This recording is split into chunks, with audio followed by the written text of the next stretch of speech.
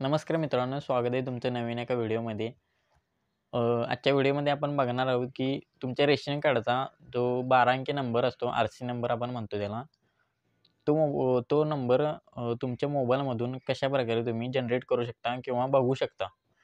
12 अंकी नंबर हा खूप महत्त्वाचा असतो मित्रांनो. जर हा नंबर नसेल तर आपल्याला रेशन दुकानात गेल्यानंतर रेशन मिळत नाही किंवा कार्ड नसेल तर रेशन मिळत नाही. तर हा नंबर तुमच्या मोबाईलमधून घरी बसल्या कशाप्रकारे तुम्ही काढू शकता. हाच नंबर तुम्हाला बाहेर काढण्यासाठी तहसीलदाराकडे जावे लागते आणि त्यांच्याकडे काहीतरी प्रक्रिया पूर्ण करून कागद वगैरे देऊन थोडे पैसे पे करावे लागतात. तर तुम्हाला अशा प्रकारची काही झंझट करायची गरज नाही. मी तुम्हाला घरी बसल्या सांगणार आहे की तुम्ही आर-सी नंबर हा कशाप्रकारे काढू शकता. तर आपल्या चॅनलवरती जर नवीन असाल तर चॅनलला सबस्क्राईब करा. कारण आपण आपल्या चॅनलवरती अशाच प्रकारचा कंटेंट घेऊन येत असतो, जो की खूप युजफुल असतो.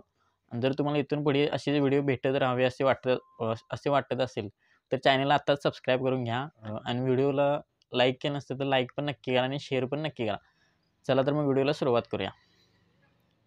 तुम्हाला माझ्या साईडला मोबाईलची स्क्रीन दिसत असेल. साईडला स्क्रीन दिसत असेल. यासाठी आपल्याला प्ले स्टोअरवरती जायचं आहे. प्ले स्टोअरवरती गेल्यानंतर इथे तुम्हाला एक ॲप्लिकेशनची मदत घ्यावी लागणार आहे. त्या ॲप्लिकेशनचं नाव सांगतो तुम्हाला. मेरा राशन लिहून सर्च करायचं आहे प्ले स्टोअरमध्ये जाऊन. मी ऑलरेडी इन्स्टॉल केलेलं आहे, कारण तुमचा वेळ नको जायला. हे अशा प्रकारचं लोगो आहे, तुम्ही पाहून घ्या. मेरा राशन 2.0 ॲप्लिकेशन इन्स्टॉल केल्यानंतर ओपन करून घ्यायचे आहे. खूप सोपी प्रोसेस आहे मित्रांनो.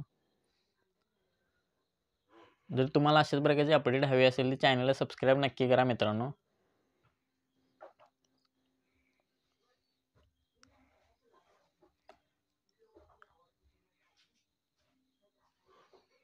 यानंतर तुम्हाला इथे भाषा तुमची निवडायची आहे. तुम्ही कोणत्या भाषेतून ॲप्लिकेशन यूज करणार आहात. आपण इंग्लिशच सिलेक्ट करूया. नेक्स्ट करायचं आहे आणि गेट स्टार्टेडवरती क्लिक करायचं आहे.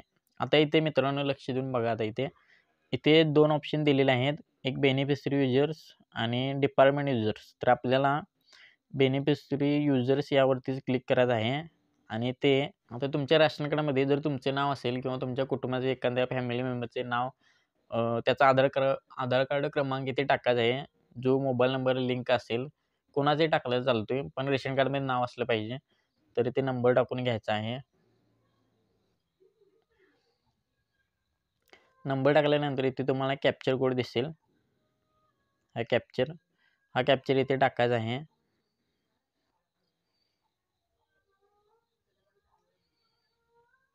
कॅप्चर टाकल्यानंतर लॉग इन विथ OTP यावरती क्लिक करायचं आहे. यानंतर तुमच्या रजिस्टर नंबरवरती OTP सेंड केला जाईल.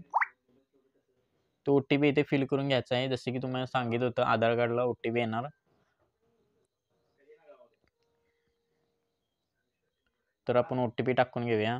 OTP टाकल्यानंतर इथे व्हेरीफाय बटनवरती क्लिक करायचं आहे.